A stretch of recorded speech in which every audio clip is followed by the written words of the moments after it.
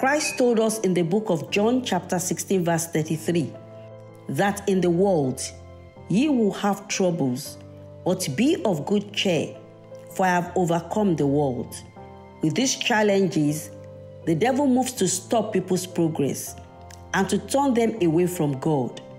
God has designed it that as his children, we do not approach these challenges in our strength, and we should always remember that only God can defeat the devil. No wonder the scripture says that for by strength shall no man prevail.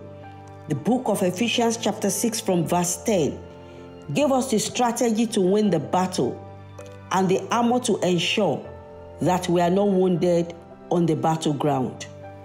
He has asked us to guard our waist with truth, to put on the breastplate of righteousness, to shod our feet with the gospel of peace, and the shield of faith with which we are to quench all the fiery darts of the enemy, to wear the helmet of salvation and the sword of the Spirit, which is the word of God, praying always with all prayer and supplication.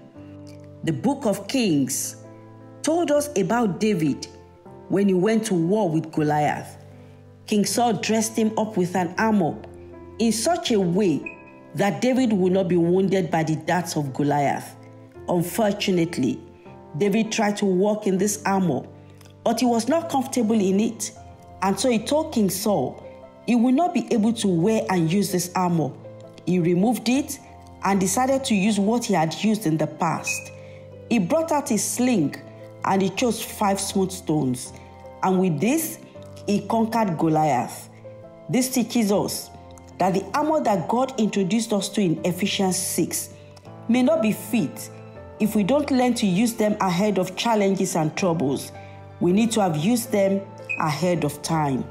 We need to have been living a righteous life and to have developed our faith and learn to pray well ahead of the challenges of life, so that when issues come, we will find it easy to release the burdens and the challenges to God.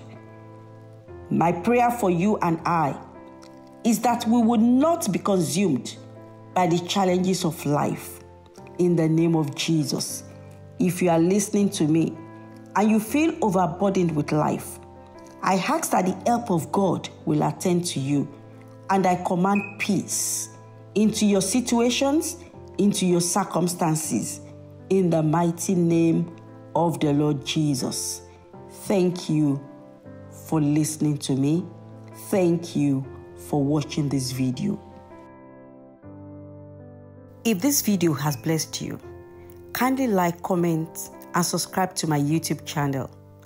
Like my Facebook page. Please share these pages and join me in spreading the gospel of Christ. Thank you.